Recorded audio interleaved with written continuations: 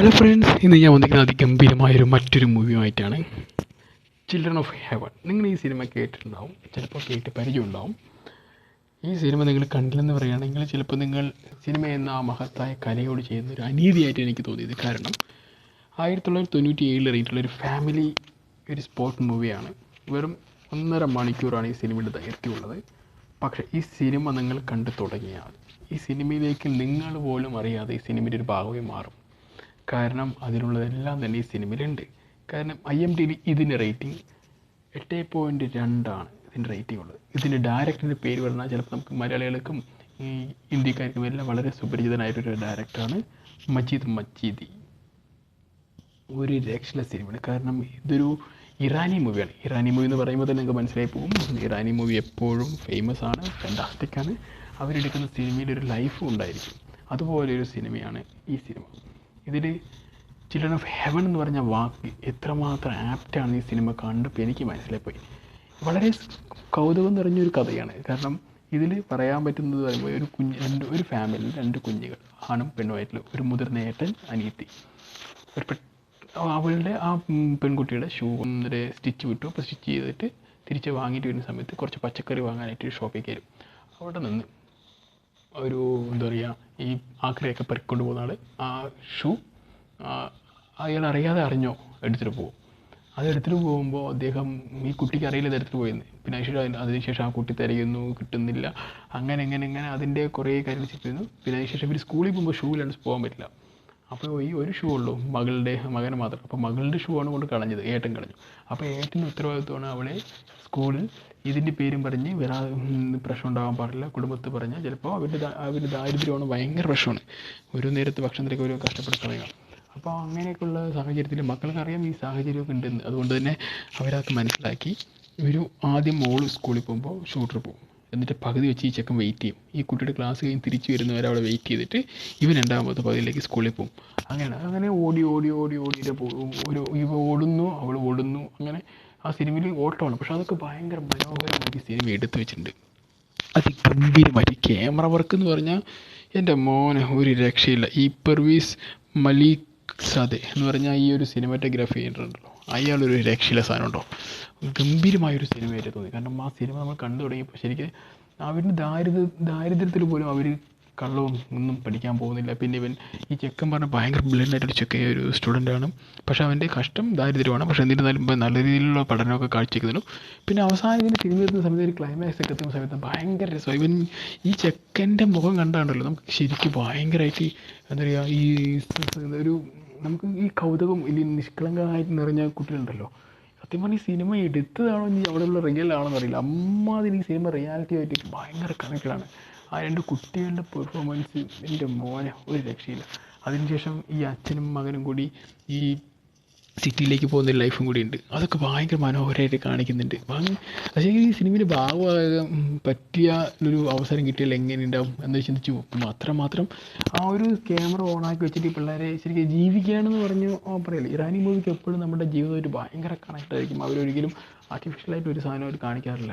അതാണ് ഇറാനി മൂവിയുടെ ഏറ്റവും വലിയ പ്രത്യേകത. അത് തന്നെയാണ് ഈ സിനിമയുടെയും സത്യം എന്ന് പറഞ്ഞാൽ. എനിക്ക് ഭയങ്കരമായിട്ട് എന്താ പറയുക, ഈ സിനിമ കണ്ടു പോയി കഴിഞ്ഞാൽ അവസാനം ഈ ഇതിൻ്റെ ക്ലൈമാക്സ് ഭയങ്കര കൗതുകമാണ്. കാരണം വെച്ചാൽ ഇവൻ സ്കൂളിൽ നിന്ന് ഒരു സ്പോർട്സ് മീറ്റിന് പോകും. അപ്പോൾ ഇവൻ്റെ പേര് ആദ്യം ഉണ്ടാവില്ല. കാരണം ഇവൻ ചേരാൻ പോകണമെങ്കിൽ ഷൂ വേണമല്ലോ. അപ്പോൾ നല്ല ഷൂ ഉണ്ടെങ്കിൽ മാത്രം ഓടാൻ പറ്റുന്നൊരു ഇതുണ്ട്. അപ്പോൾ അവൻ തന്നെ സ്വയം തോന്നിയിട്ട് അവൻ തിരിച്ചു പോകും ചേരാതെ. പക്ഷേ ഇതിൻ്റെ പ്രൈസ് പ്രഖ്യാപിച്ചപ്പോൾ ഇവന് ആഗ്രഹം, എനിക്ക് ചേരണം പറഞ്ഞ് ആ PT മാഷിനോട് എന്താ പറയുക കാല് പിടിച്ച് ഇവൻ ചേർന്നു. പക്ഷെ അതിന് ശേഷം ഇവൻ ഓടി എത്തും. കാരണം ഇവൻ്റെ ഉദ്ദേശം പറയുന്നത് അവന് 3rd പ്രൈസ് കിട്ടണം. 3rd പ്രൈസ് കിട്ടിക്കഴിഞ്ഞാൽ നല്ലൊരു ഷൂ കിട്ടും. 3rd പ്രൈസ് ഷൂ ആണ്. അപ്പോൾ ഷൂ കിട്ടിക്കഴിഞ്ഞാൽ അത് അവൻ്റെ പെങ്ങൾക്ക് കൊടുക്കാം എന്നാണ് അവൻ്റെ വിചാരം. അപ്പോൾ അവൻ്റെ 3rd പ്രൈസാണ് അവന് മെയിൻ. 1st 2nd അവന് വേണ്ട. അപ്പോൾ അവൻ്റെ പെങ്ങളോടും പറഞ്ഞു പോകുന്നത് എനിക്ക് 3rd പ്രൈസ് എന്തായാലും കിട്ടും, ഞാൻ ഡെഫിനറ്റ്ലി വിജയിക്കും എന്ന് പറഞ്ഞ് പോകും. അപ്പോൾ ഇവൻ പോയി അവിടെ ചെന്നപ്പോൾ ഇവൻ ഓടി അവസ്ഥ എന്തായി, ഇവ ഫസ്റ്റ് എത്തും. ഇവന് കിട്ടുന്ന ഗോൾഡ് മെഡലും പിന്നെ കപ്പും ഒക്കെ കിട്ടും. പക്ഷെ ഷൂ കിട്ടില്ല. സംഭവം പിന്നെ 3rd പ്രൈസ് കിട്ടില്ലല്ലോ, ഇവന് ഷൂ കിട്ടുള്ളൂ. അങ്ങനെ അവൻ നിരാശനായിട്ട് വരും. അങ്ങനെ അവിടെ വെച്ചിട്ട് ഇവൻ്റെ പെങ്ങളെ കാണുമ്പോൾ പക്ഷേ അവസാന നിമിഷം ഇവൻ്റെ അച്ഛൻ ഉണ്ടല്ലോ, ഇവൻ്റെ അച്ഛൻ വളരെ ദാരിദ്ര്യത്തിലാണെങ്കിൽ പോലും മക്കൾക്ക് രണ്ടുപേർക്കും ഓരോ ഷൂ പുതിയത് വാങ്ങിയിട്ട് പോകുന്ന സീനോട് കൂടിയാണ് ഈ പടം അവസാനിക്കുന്നുണ്ട്. പക്ഷേ അതിൻ്റെ ഇടയിൽ ഇവൻ ഈ സ്കൂളിൽ ഏറ്റവും ഫസ്റ്റായി, ആ മീറ്റിൽ ഏറ്റവും ഫസ്റ്റായി കിട്ടി, അവൻ വിജയിച്ചു, ട്രോഫി കിട്ടി, ഗോൾഡ് മെഡൽ എല്ലാം കിട്ടി. പക്ഷേ അവനെ ഏറ്റവും നിരാശ നിറഞ്ഞത് ആ തേർഡ് പ്രൈസ് കിട്ടിയില്ലല്ലോ എന്നാണ്. ഫസ്റ്റ് പ്രൈസിനേക്കാൾ മധുരം അവൻ്റെ തേർഡ് പ്രൈസാണ്. കാരണം അവൻ്റെ പെങ്ങൾക്ക് വേണ്ടി അവൻ ആ ഒരു ഷൂ അവന് കിട്ടും എന്ന് പ്രതീക്ഷിച്ചു. കാരണം ഷൂ കിട്ടുകയാണെങ്കിൽ അവന് പെങ്ങളെ കൊടുക്കാം. അപ്പോൾ അവൾക്ക് എന്താ ഓടി സ്കൂളിൽ പോകേണ്ട ആവശ്യമില്ല, ഈവൻ പകുതി വെച്ച് വെയിറ്റ് ചെയ്യേണ്ട ആവശ്യമില്ല, ഇവനും അവിടെ നിന്ന് ഓടി പോകേണ്ട ആവശ്യമില്ല. അങ്ങനെ കുറേ കാര്യമൊക്കെയാണ് ഇവൻ ഈ മീറ്റിൽ ഓടുന്ന സമയത്ത് ഇവൻ്റെ മനസ്സിൽ വരുന്നത്. അപ്പോൾ പിന്നെ പെങ്ങൾ അത്രമാത്രം ഇഷ്ടപ്പെടുന്നുണ്ട്, ആ പെങ്ങൾ അത്രമാത്രം കെയർ ചെയ്യുന്നുണ്ട്. അപ്പോൾ അങ്ങനെയാണ് അവൻ്റെ ആ ഒരു കഥ. കാരണം പെങ്ങളും ഏട്ടനും തമ്മിലൊരു ബന്ധത്തെക്കുറിച്ചും അവർ ഒരു മ്യൂച്വൽ അണ്ടർസ്റ്റാൻഡിങ്. പക്ഷെ ഭയങ്കര രസം പടം. ഒരു ഇടിവെട്ട് സാധനമാണ്. കാരണം ഇടയ്ക്ക് വെച്ച് ഈ ഷൂ ഒക്കെ മിസ്സാവുന്ന സമയമൊക്കെ ഉണ്ട്, ഈ വെള്ളത്തിലൂടെ ഒലിച്ചു പോകും. അപ്പോൾ അപ്പോഴൊക്കെ നമുക്ക് ഈ ഒരു ഷൂ മിസ്സാവരുത് എന്ന് നമ്മൾ സ്വയം ചിന്തിച്ചു പോകും. അത്രമാത്രം മനോഹരമായിട്ട് ഈ സിനിമ നമ്മളെ ഒരു കണക്ട് ചെയ്യാൻ വയ്ക്കും.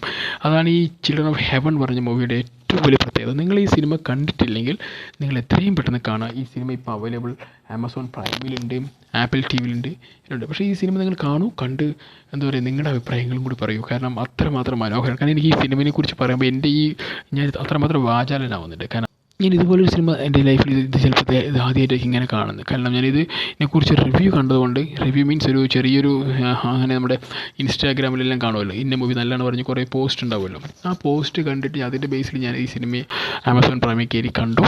അതിഗംഭീരമായ സിനിമ, ഒരു രക്ഷയില്ല.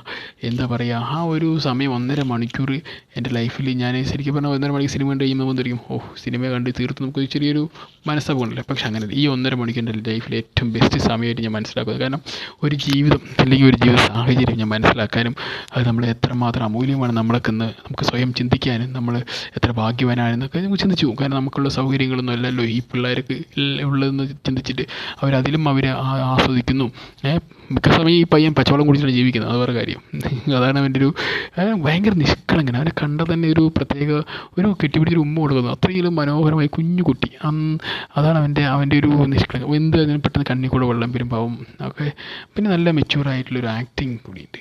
എല്ലാം അവൻ്റെ അച്ഛനായിട്ട് അമ്മയായിക്കോട്ടെ, അവൻ്റെ അനീതി സാറ്, പിന്നെ സപ്പോർട്ടിങ് സാറ് ചെയ്യുന്ന എല്ലാവരും ഒന്നിനൊന്നിനെ ബെറ്ററായിട്ട് സിനിമയിൽ അഭിനയിച്ചിട്ടുണ്ട്. വളരെ മഹത്തായിട്ടുള്ളൊരു ബ്രില്യൻറ്റ് സിനിമ എന്ന് പറയില്ലേ, അതാണ് ഇതിന് പറയാൻ പറ്റിയ ഏറ്റവും വേർഡ് എന്ന് പറഞ്ഞത്.